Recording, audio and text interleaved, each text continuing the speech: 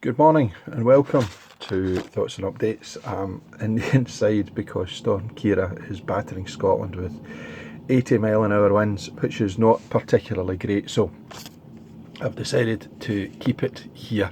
Although I suppose the good thing is that I can actually be seen, whereas the last couple it's been a bit of a lottery as to whether I could get into the find my light or not find my light, as we say in the profession. So this week, unfortunately, where I'm going to be starting talking about is very much to do with death, and it starts with the loss that we've had this week of a former employee at Ayr College, Rosina Bonsu, who was one of the choreographers. Now, she was the first choreographer in the drama department in Ayr College, and there were a number of students who came across Rosina. I had never kept in touch with Rosina and was quite surprised to see her on stage in the National Theatre of Scotland performance last year of Them. She had worked on that. She'd worked consistently after leaving the college, as many people do. It's not the end of the world when they leave one employer, and Rosina had a very decent career and was a very, very good choreographer, good dance teacher, and yoga instructress as well. So it was a bit of a shock for some of us to hear that she had been unwell and cancer had taken us. Also in the obituaries this little while is one Nicholas Parsons. Now, one of the things that I've talked about a lot is the podcast that I listen to, and I love Just a Minute. Absolutely adore it. Always have done, and in many ways it's not targeted at somebody like me, but because of the wordplay, because of the skill of those who are involved, it also straddles between my childhood and the Clement Freuds and the Kenneth Williams, and now listening to Paul Merton and Graham Norton and the like who are on it. And he had just finished at the age of 92 his latest series, and he was preparing for the next one.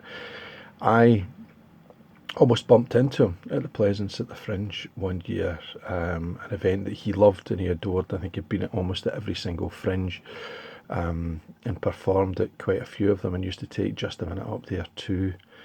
And it's a big loss, and it was one of those things that during that time I was thinking particularly of people that we associate with things, because Just a Minute, apart from I think 3, which was fairly recent, where he was ill, he did not miss a single episode since it began. And of course, people being associated with things is particularly important when it comes to crime drama and the stuff that I listen to. And it was in my years over the week that I listened to a bit of nonsense, which was Sherlock Holmes versus Count Dracula. And the eponymous Sherlock Holmes was John Moffat. Not a name that people will recognise as an actor in anything really, although those of us who listen to any kind of radio drama will recognise John Moffat as the voice of Hercule Poirot. Although David Suchet on television is certainly the look of Hercule Poirot, the voice of Poirot was John Moffat, and to hear him in a different role, it was quite interesting, not strange, because it was a different voice, and it was a very distinctively different voice. It was still John Moffat, but it showed the skill of an actor in terms of being able to engage with radio drama as being a particular skill. We also lost recently Derek Folds, the third member of the Yes Minister grouping, so that all of them have now gone, which is a great pity and a great shame. And he also recorded all of them for radio, and I hear quite a lot of them. And given our current political set of circumstances and situations, it was quite an interesting listen to, in the late 70s, early 80s, moving on through the 80s, how we saw politicians and how we saw politics, particularly a couple of episodes which dealt with Europe, which had hilarious. Of course, Yes Minister became Yes Prime Minister before it was gone, and then was brought back in a reboot that didn't really go quite well. One of the things I would hope they don't reboot but they bring back is something they've cancelled this week, which is Ray Donovan. I loved Liv Schreiber in Ray Donovan, although John Voight didn't excite me as a supporter of Trump, never would. His performance as the father in Ray Donovan was incredible, absolutely incredible, and a number of actors in that production, 7 series I think it ran, was just astonishing. And goodbye also said to Clarissa Shields from Silent Witness, who is the disabled actress and activist Liz Carr, who's decided to move on for artistic reasons, which I read and was quite kind of astonished that she was going to make the decision to leave such a well-known television serial, and then thought, she's an actress. And my prejudice was starting to come through, but because she was disabled, that she should be grateful for it. As the father of a disabled actor, I really needed to go and have a good, long, hard look at myself, which I did, and realised that Liz Carr is far more than a disabled actress. She's actually an actress who happens to be disabled, and she's off to do a Hollywood film. So good on her, and certainly as an icon, maybe that's a bit strong, but certainly as somebody to be admired in terms of a wheelchair actress, she's well up there. Not to be admired this week are a number of things that have hit the headlines. Let's start with royalty and get it right up there.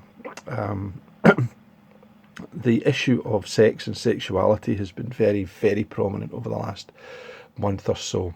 And I look at the way in which we've responded to, for example, Prince Andrew, and the revelations that the guy was perhaps a sandwich short of a picnic when it came to how other people might see him, or a gun short of a shooting party. It was rumoured that in order to escape all the suggested impropriety with regards to underage young girls, that he had taken himself off as far away as he could go to Thailand. Just leave that one there. Did it get followed up? Did we get any kind of real outcry? Not so much.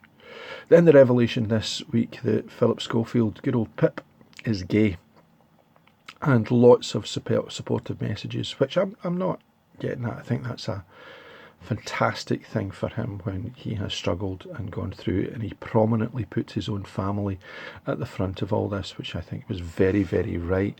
And a number of feuds that he had been involved in with other presenters and other people were put to one side, and I really thought there was a coming together. But what was even better was the number of people who mentioned his wife and his family and how she must be coping. And there was a little BBC article that looked at wives of people whose husbands had come out as gay and how they had dealt with it and how they had been able to cope, because of course, and the most prominent one is the Michael Barrymore one, where he came out and then just went nuts till there was a body found in his swimming pool of Stuart Lubbock, and that hit the headlines again. So his, what happened with that set of circumstances is that Cheryl, his wife, who Barrymore had as his manager from the very beginning of his career, fell out and they never spoke again. Hopefully with Philip Schofield that's not going to happen. But one of the interesting things, as somebody pointed out, that what Philip Schofield is basically saying is that I want to have sex with men at its basest. And what we're celebrating is the fact that he's going to be able to go off and do that and leave his wife. If it was a woman that he'd suddenly announced he was going to go and do that with, we would not be treating him in quite the same manner. And I quite understand that, but there is a layer within that I think is very importantly needing to be drawn out, which is the fact that he has had to deal with his sexuality over a period of time. But I'm very, very glad that the wife has not been forgotten. I wonder what Derek Mackay's wife is thinking at this moment in time. Derek Mackay, the Scottish Finance Secretary, who on the day that he was supposed to announce the Scottish budget had to resign because it had been discovered he'd been sending texts to a 16-year-old boy. He's in a relationship with his partner, who's male. However, he came out as gay not that long ago, 6-7 years ago, which is no time at all in politics. And it's certainly been a blow to the Scottish National Party government. Now, let me be absolutely clear, because I think it's important. If Mackay has been guilty of grooming, he should be prosecuted to the full extent of the law, irrespective of who he is. It comes on the back of the Alex Salmond allegations getting to court this coming year in the next 2 or 3 months.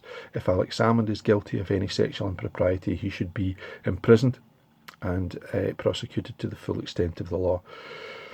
If the president of any countries wants to come forward and admit to any form of sexual impropriety, then they too should be prosecuted to the full extent of the law. Justice should be blind, and the ordinary people in the street who come across anybody in a position of power should be protected against them, and the law should be there to do that. And I don't care what colour of politics anybody has. The harm that people do in sexual misconduct cases is complete and absolute. I wonder, and amongst all of this, if the exes would combine together to do what they did to what one ex did to a man in Forfar. He was walking through a graveyard and discovered his own grave. And what he discovered was his ex-wife had bought a plot in the graveyard and for future use. And along came the gravestone with it. So she decided to put his name on it, just so that there was something to be there, which made me chuckle. We also have lost a few brothers in boxing, and Brad has been asking me in Ringside Report to do a couple of tributes, which I'm still in the middle of, and I'm really enjoying. Johnny Bumphus being one of them, a 1980 Olympian who nearly got there, but because of the boycott of the Moscow Olympics by the Americans, he didn't get to box in an Olympics. He also was not in the fateful Polish Airlines flight where the vast majority of the American boxing team for 1980 were in a fatal accident and died. So he, however, had a life, lived to 59 years old, just recently died. So also did Dwight Davison, he's recently lost, and I've also been looking at Mike Koronaki. All names that were somewhere in the back of my mind, and this is one of the things I really love that I get from Brad, is getting that kind of, you don't know these guys, but go away and have a look and see what they're like. And very often they're people who were on the cusp of greatness, fought against people like Davison, Jerry Coetzee, and quite a few names that would be noticeable. James Quick-Tillis was the other one, who of course Brad is personal manager for. For any of your James Quick-Tillis needs, get in contact with Brad Berkwick. Boxing the weekend, Terry Harper became the WBC and the IBO super featherweight champion of the world, beating Eva Wallström in a shutout performance. Maybe knocked her down on the seat of her pants during it, but a really incredible performance. Women's boxing is really beginning to deepen in terms of the people that are out there. Kid Galahad did what he needed to do. Dave Allen got in and shook off some rust. But Kell Brook had a really good 7-8 rounds against Mark DeLuca. Did a great job, fantastic job, really looked the part. I don't want to see him in against a British fighter. I want to see him going in for a world title.